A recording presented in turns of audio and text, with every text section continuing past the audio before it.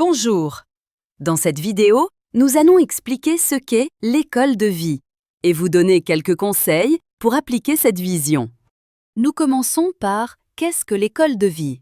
L'école de vie concerne toutes les tâches quotidiennes que les enfants accomplissent. Elle les aide à devenir aussi autonomes que possible. La coopération entre l'enfant et l'éducateur est cruciale, mais la coopération entre l'environnement et les éducateurs joue également un rôle majeur dans cette vision. Faisons un quiz sur ce que vous avez vu dans la vidéo. Il y a toujours une seule bonne réponse. Question 1.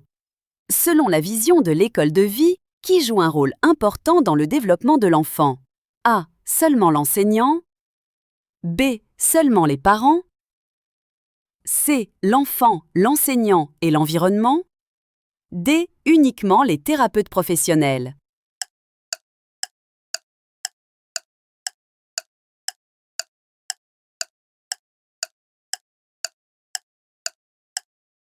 La bonne réponse est C. L'enfant, l'enseignant et l'environnement. Question 2. Quel est l'objectif principal de la vision de l'école de vie? A. Apprendre aux enfants à être aussi autonomes que possible dans la vie quotidienne. B. Préparer les enfants à un enseignement théorique. C. Apprendre aux enfants à rester assis et écouter. D. Faire en sorte que les enfants n'aient plus à aider à la maison.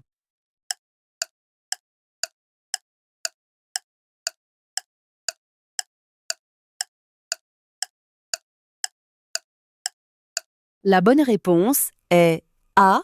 Apprendre aux enfants à être aussi autonomes que possible dans la vie quotidienne. L'accent à l'école de vie est mis sur l'accompagnement des personnes dans leur développement et leur épanouissement personnel dans la vie quotidienne.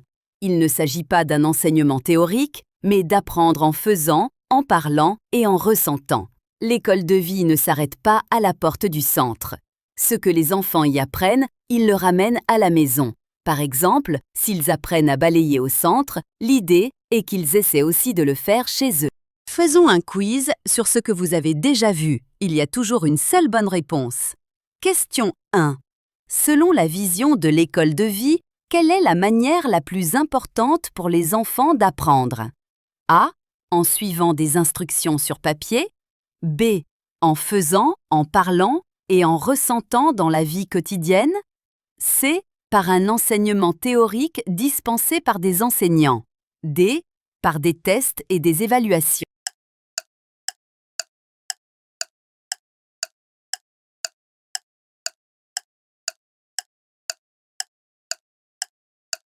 La bonne réponse est B. En faisant, en parlant et en ressentant dans la vie quotidienne. Question 2. Un enfant apprend à balayer au centre. Quel est le but de cette activité selon l'école de vie? A. L'enfant le fait comme punition. B. L'enfant ne doit le faire qu'à l'école. C. L'enfant apprend une tâche pour un futur emploi. D. L'enfant essaie aussi de réaliser cette tâche à la maison.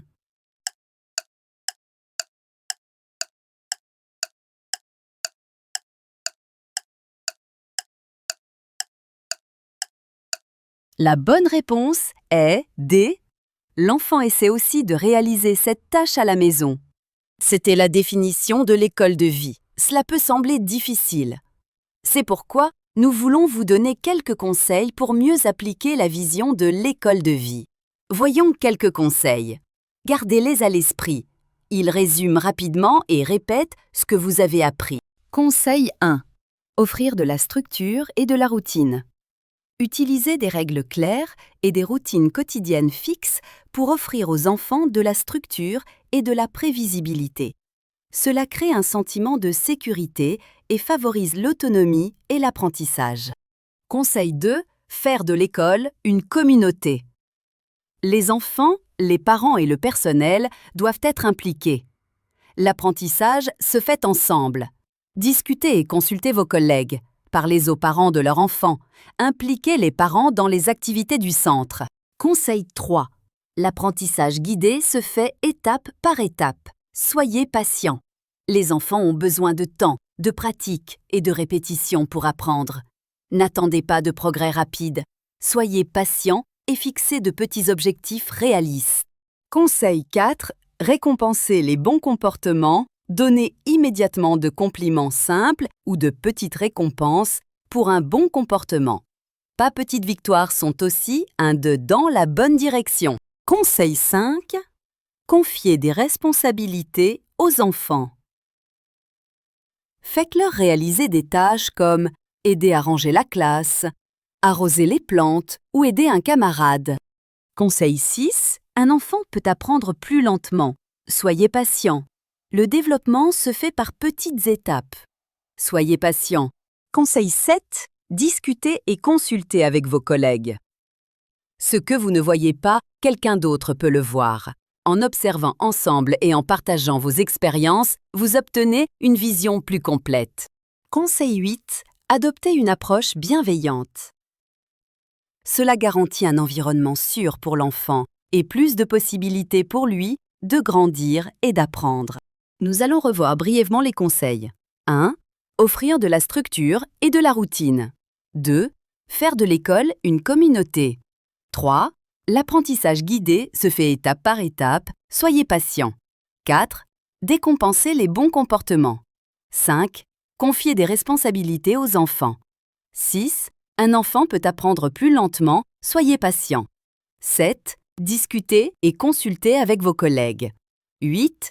Adoptez une approche bienveillante. Nous allons également faire un quiz sur les conseils. Il y a toujours une seule bonne réponse. C'est parti. Question 1. Un nouvel employé remarque que les enfants sont agités en début de journée. Que feriez-vous selon la vision de l'école de vie? A. Commencer la journée par une discussion de groupe pour que les enfants puissent s'exprimer.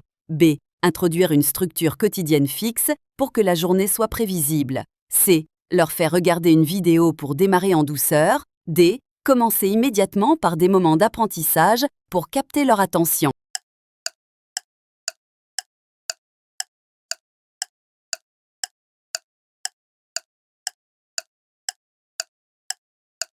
La bonne réponse est B. Introduire une structure quotidienne fixe pour que la journée soit prévisible. Question 2. Un parent demande s'il est nécessaire qu'il participe aux activités du centre. Que lui répondez-vous? A.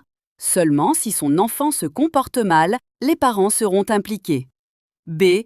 Ce n'est pas nécessaire. Le personnel s'occupera entièrement de l'enfant. C. Oui, les parents participent activement à la communauté et aux activités. D. Les parents ne doivent venir qu'aux occasions spéciales.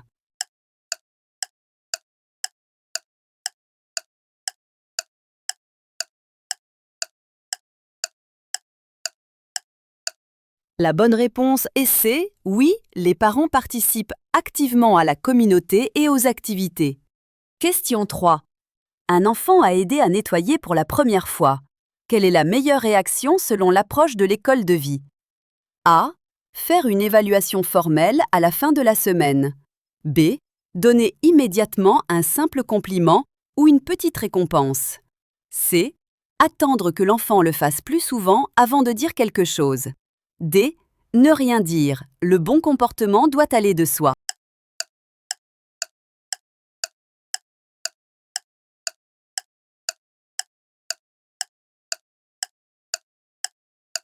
La bonne réponse est B. Donner immédiatement un simple compliment ou une petite récompense. Question 4. Un collègue est frustré parce qu'un enfant ne réalise toujours pas une tâche de manière autonome. Que lui dites-vous? A. Il faut mettre la pression sur l'enfant, alors ça ira plus vite. B. Les enfants apprennent lentement, soyez patient et positif. C. Peut-être que cet enfant n'est pas adapté à cette approche. D. Si ça ne marche pas, on doit passer à autre chose.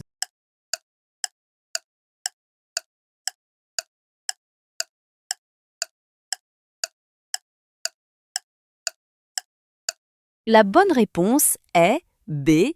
Les enfants apprennent lentement, soyez patient et positif.